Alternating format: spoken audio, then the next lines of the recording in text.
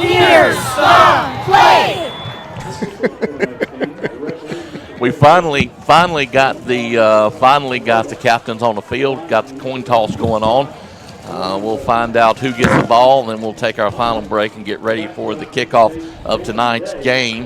Hello, football fans. Ryan here. We're going to discuss a portion of high school football officiating that isn't even part of the game. Well, it isn't part of the game that occurs between the opening kickoff and the final whistle.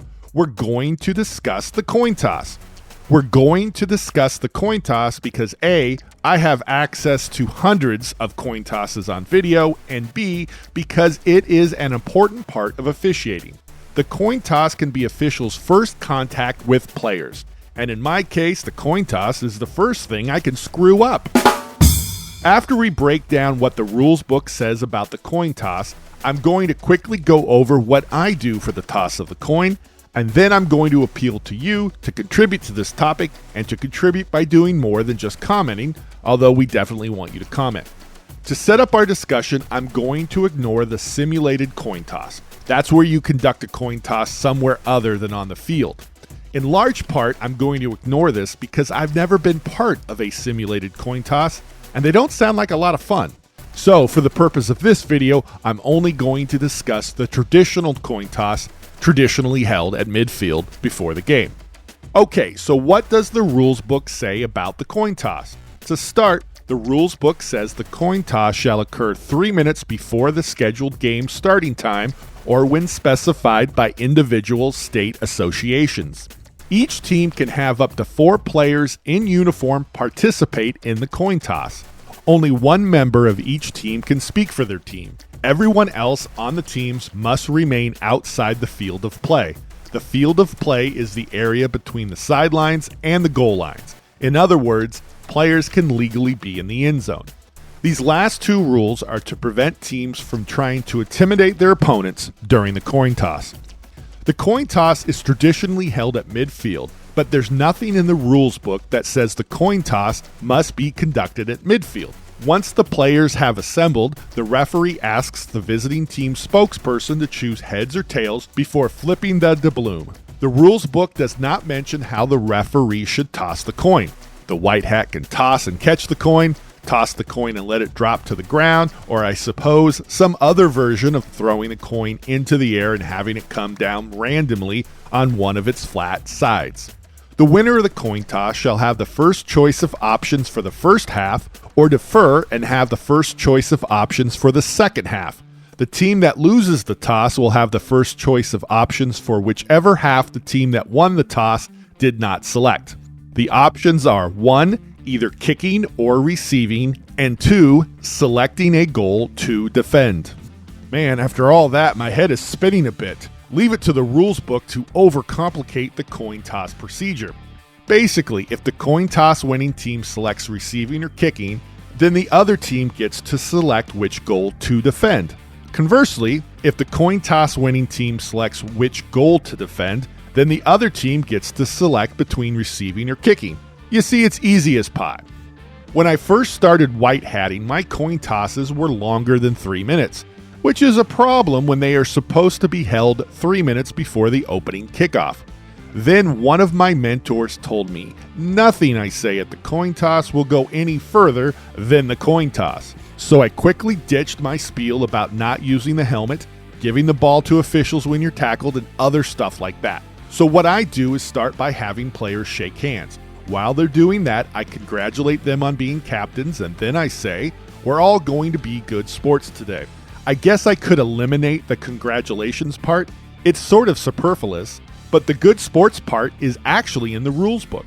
Rule 115 says the white hat is supposed to explain to captains that everyone is expected to exhibit good sportsmanship throughout the game. Either way, I can easily finish saying both things before captains are done shaking hands. I then show the coin to all the players. I often use novelty coins. These coins might spark a quip from one of the players or even from me. For what it's worth, the kids seem to like the novelty coins. Next, I ask the visiting captain, what's your call? Whatever the choice, whether it be heads or tails, I make sure another member of the crew heard it. That member is usually the umpire. In my state of Washington, only the white hat and umpire are present for the coin toss. The other officials are elsewhere on the field. Here is the diagram from our mechanics manual illustrating where each official is supposed to stand during the coin toss. For the two officials on the field but not involved in the actual coin toss, they should be facing the action. I love this clip where the officials are looking outward with their backs to the center of the field. It looks like they're guarding the coin toss. Hey, what's going on there? Nothing to see here. Is that a coin? Keep moving. No loitering. I used to toss and catch the coin, but now I toss and let the coin land on the turf. I don't know why or even when I changed this. Obviously, if I toss it and try to catch the coin, I'm going to drop it every once in a while. But the coin is always going to fall to the ground if I let it. Now, here comes my genius. I mean, this is really special stuff. Whoever wins the toss, I ask, and this is verbatim, what do you want to do? I don't lay out the options. I don't go through all the choices they can make. The kids know what they are. They're smart. They're not going to say, well, I want to go home and play Call of Duty, or I want to go to the Tasty Freeze and get a chili dog. Using those 6 words really streamlines the process. I also streamline things by making sure when a team defers, the other team doesn't accidentally choose options that makes them kick off to start both halves. I also might say something like, you know, most teams choose to defend the scoreboard if a kid has that deer in the headlights look when they're trying to pick an end for their team to defend. If a team defers, I tap the nearest captain on the shoulder and immediately signal incomplete to the press box. At the end of the selection process, I have the teams put their backs to the goal line they're defending, and then I signal the coin toss results to the press box. Before sending the teams back to their sidelines, I have the captain shake hands again. I don't know why I do this. It just feels like aesthetically they should shake hands again.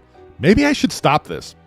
If everything goes well and no one has much to say about my novelty coins, I can get the coin toss done in like 60, 70 seconds. Bing, bang, boom. In and out, no one gets hurt. That's just how I do it, though. I'm not saying it's what everyone else should do. I'm just saying it's what I do and it works for me. What about you? How do you conduct the game's opening coin toss? Please let us know in the comments section below.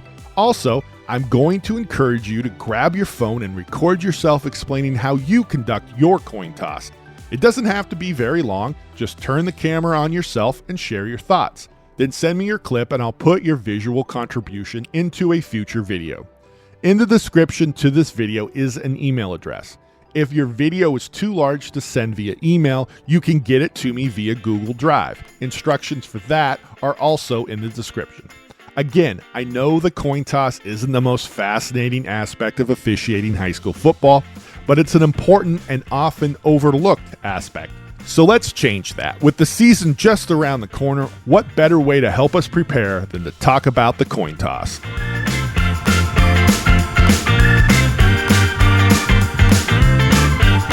Now it's your turn. Please share your wisdom, insights, and experiences in the comments section below. We have the best commenters in the business, so make sure you join the discussion.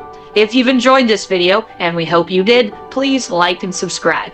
Thanks for watching, and we'll see you next time on Here's the Play.